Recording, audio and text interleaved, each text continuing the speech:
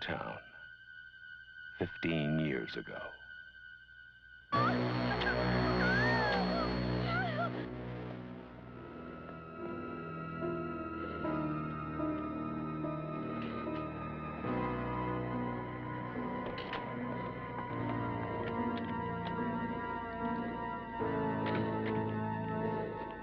Michael? Halloween. I spent 8 years trying to reach him, and then another 7 trying to keep him locked up because I realized that what was living behind that boy's eyes was purely and simply evil.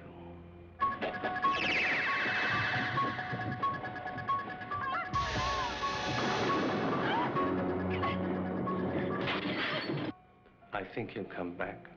Exploring uncharted territory. Totally charted. Just talk. Sure. The only reason she babysits is to have Halloween.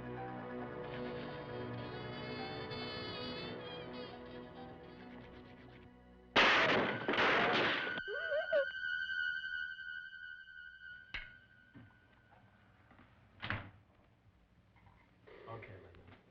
Come on out.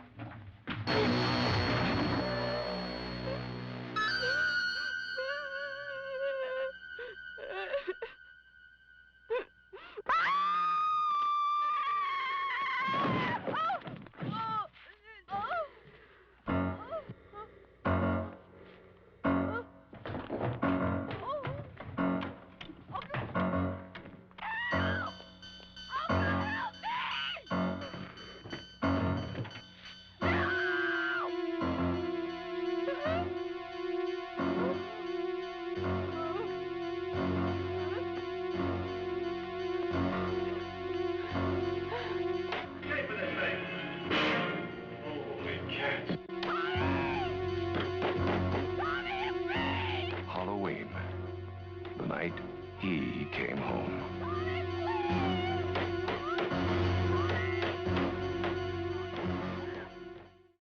Hey guys, what's up? My name is Adam, aka Anti-Sealer Guy. I know Halloween isn't until next month. We're now in the first week of September. But nevertheless, there's one particular franchise that is completely different from all the rest, and I for one want to review it. And I'm talking about the Halloween franchise, starting from today, from the first movie that came out in the 70s. Halloween, John Carpenter's Halloween. What more can I say about this movie than it's an instant classic? 1978 this movie came out, and to tell you the truth, I don't think John Carpenter had no idea whatsoever that this film was going to turn into a complete legacy. One big massive franchise where some more films more disappointed than others, some more better than others. But I don't think he realised that this movie was going to blow up in the future and become a big popular franchise. Especially this guy right here, Michael Myers. Now, I love Michael Myers, everybody, and the reason why I love Michael Myers is because he's different from all the other horror icons. You know, of course, my all-time favourite is Freddy Krueger. But we know the meaning of Freddy Krueger. We all know the reason of his existence, to kill all the children in the dream to get revenge on the parents who burnt him alive. So we know the meaning of Freddy Krueger. We know the meaning of Chucky, about how Charles Lee Ray's soul is possessed in a doll of Chucky, you know, and we know all about his background being the Lakeshore Strangler. So when you list all your typical horror icons, you know a lot about their background, you know about how they're feeling, how they express their emotion. But when it comes to this guy, Michael Myers, it's a whole new different story, because Michael Myers does not speak, and we hardly know anything about the character. And in my opinion, that's what makes him stand out, and in my opinion, that's what makes him very scary. Very scary, up to the point where we'll sometimes wonder, what is his emotional state? What is he thinking? What is he feeling? Because, like I say, he's different from all the other horror icons, and that's what makes him really scary.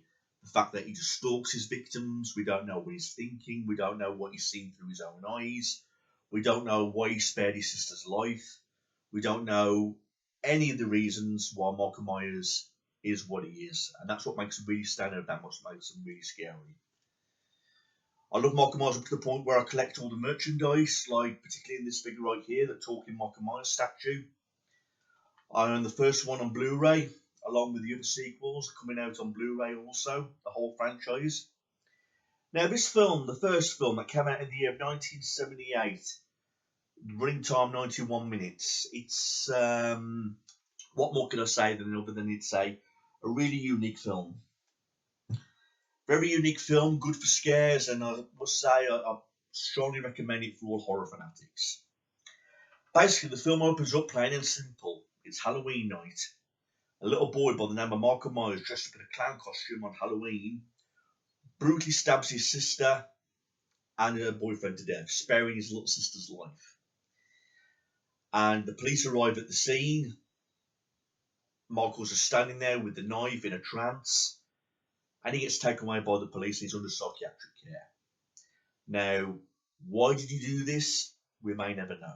At least until not further on down the line as why he killed his sister. But we don't know what was going through his mind.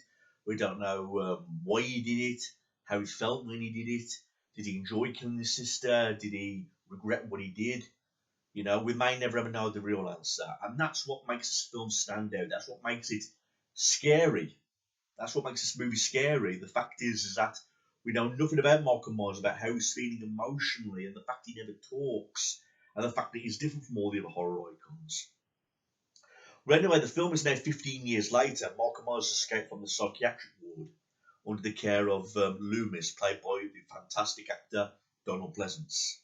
You know, and Donald Pleasance alone, that's another thing I can say about this movie. The characters in this movie are so very interesting, like Michael Myers' sister and all the other characters that are introduced. I wouldn't go into much about the kill count because there's not many kills in this movie.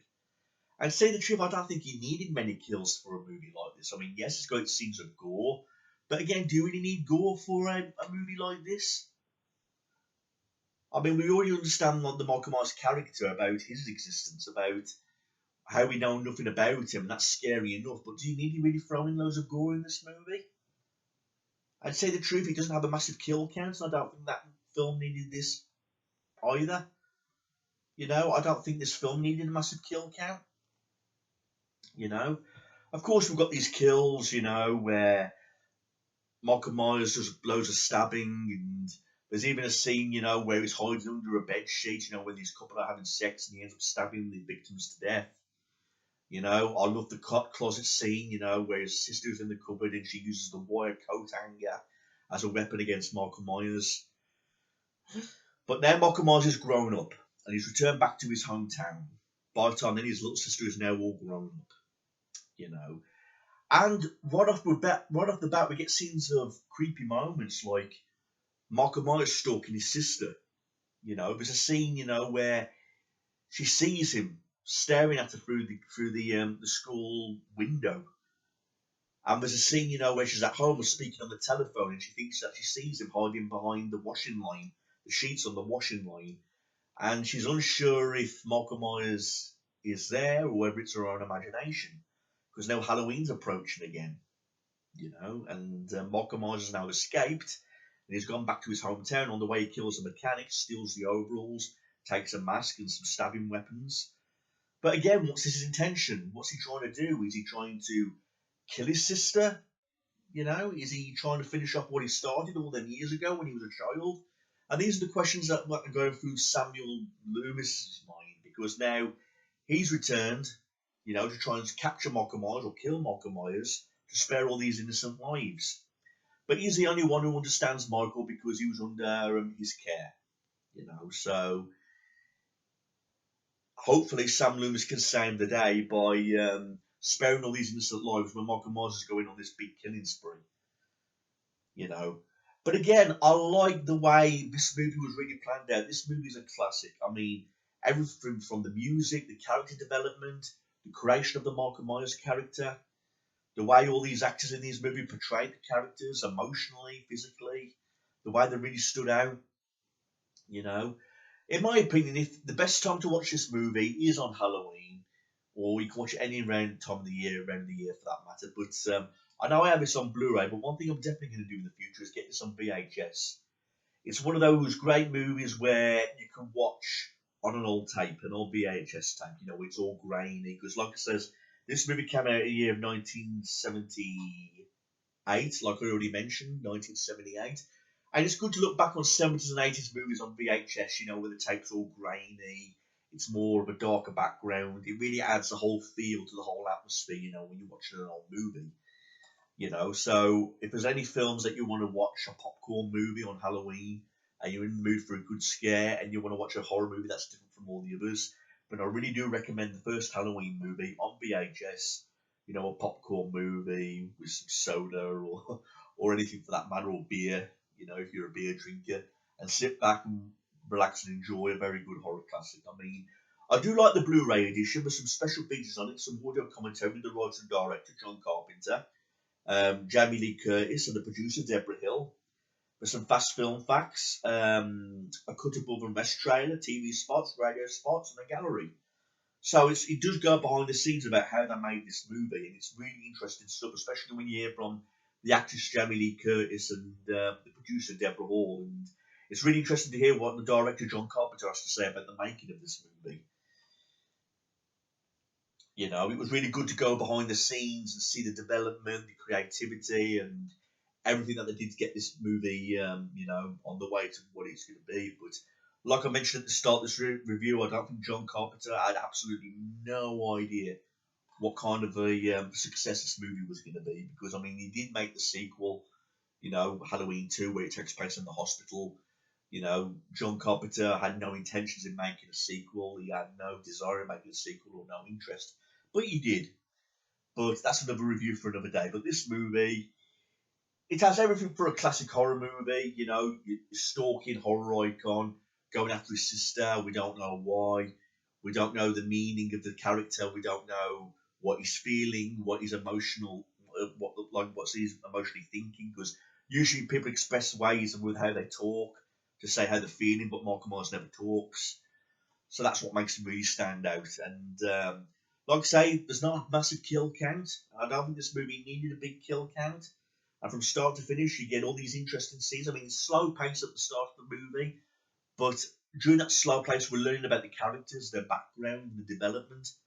So that's interesting. And along the way, from start to finish, you've got Michael Myers stalking his sister. Like I say, 1 minute he's hiding behind a tree, then he's behind a bush, behind, like I say, a washing line, a sheet on a washing line, staring at his sister through the school window. And when she looks again, he's not there, so she doesn't know if it's her imagination or whether Michael Myers is really there. But anyway, Loomis is on the way to warn his sister that Michael Myers is back, and he's doing everything in his power to try and stop Michael Myers from killing all these innocent people, and to finish off what he started when he was a child, you know. But like I say, it ended just nicely. I know they made more sequels to this, and more than what we can fucking count. But like I say, Sam Loomis shoots Michael Myers. He falls out the window and onto the garden below. And just before the credits roll, Michael Myers' body has disappeared. And you know, and when you get anything like that, it leaves the viewers like, "Oh shit, what happened to Michael Myers?" And then the credits roll. Fortunately, we do know what happened to Michael Myers. That's why they spawned a sequel. But would they have got away with making this a standalone movie? I reckon they did. I reckon they could. You know, if they would have made this a standalone movie where they didn't make any sequels, I reckon they really would have easily got away with it. Because that makes the film even more scary. You know, the fact is Michael Myers immortal? Is he inhuman? Because he's just been shot by Loomis, he's lying there dead on the grass, and the next minute, his body's not there anymore. And that leaves the mystery about what Michael Myers is going to do next, or where is he? That will leave the viewers intrigued. That will leave the viewers, like, thinking, you know what I mean? Thinking, what the hell happened to Michael Myers? And that could have been a good ending mystery to the movie. You know, and I think that was John Carpenter's intention all along, leaving the viewers questioning their minds, you know, what happened to Michael Myers? But he made sequels, and we later find out anyway. But then again, I've got no major complaints. Usually I've got a few dibs and dabs of points or things I have a problem with, but I can't honestly say that about the first Halloween movie. Is this the best entry into the installment of the franchise? Possibility, because this is the Halloween movie that makes Michael Myers scary. The fact we don't know nothing about him and all that. I mean, we learn more about him emotionally as the film goes on, but those are for some of the terrible sequels, which I will get into later on in the future. But the first movie, I've got no complaints. It's a really great movie to watch on Halloween night, or any night for that matter. Love the Michael Myers character, how he's different from all the others. Love the music, you know, love the making. I love the fact that they didn't go way overboard with the killing spree because it wasn't necessary. And I also like the fact that they added some gore in this movie, although you didn't really need to use gore to make it a great horror movie. I mean, you don't really need gore to make a good scary story, if you get what I mean. I mean, you could add it without the blood. I mean, take that Thriller, for example, that came out in the 60s, Whatever Happened to Baby Jane, starring John Crawford and Betty Davis. You know, there's no blood in the film. But again, they worked on the suspense side of things to make it a successful thriller. But what it was, Halloween could have been just like that. You know, so it does have its moments of gore and stabbing scenes, but they are fairly brutal, despite it not necessarily needing it. But that's my review for the first Halloween movie, everybody. Got no complaints of it, and possibly the best one. I mean, given 4 stars. Look what Roger Ebert put on the front. Halloween is absolutely a merciless thriller. I would compare it to Psycho. Don't know if we could put Norman Bates on the League of Michael Myers. I mean, at least we know what Norman Bates is thinking, you know, even though he's a psychopath. But if you do, like I said, I've already said get this on VHS, but if you do want to get the Blu-ray with the DVD for that matter, check out the special features. It really does go behind the scenes, especially in this edition, you know, about Michael Myers and the making and all that. It's really interesting how they're really put together and the cast and crew. So thanks for watching this, everybody, and please leave a comment. Happy Halloween, even though it's not till next month. Take care.